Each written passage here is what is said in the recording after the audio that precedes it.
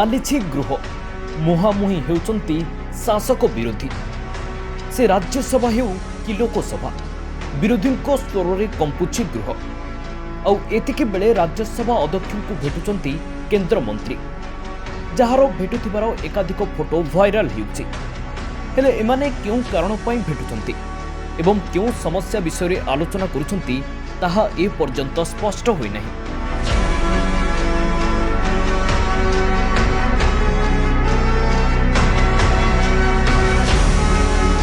सेहीपरि नुआदिल्ली में उपराष्ट्रपति जगदीप धनखड़ को भेटी केन्द्रमंत्री जेपी नड्डा।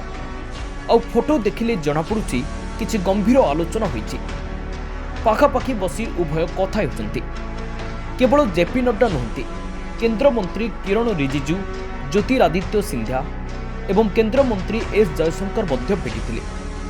हेले राज्यपाल थावर चांद गेहलोट तांको नुआदिल्ली में भेटी नथिले, बरं कर्णाटक जाइथिले जगदीप धनखड़। से पहुंचवा परे तांको स्वागत करथिले राज्यपाल। हेले एमाने कोन पई भेटुछंती? समस्तक मनरे एही प्रश्न उंकी मारुछि।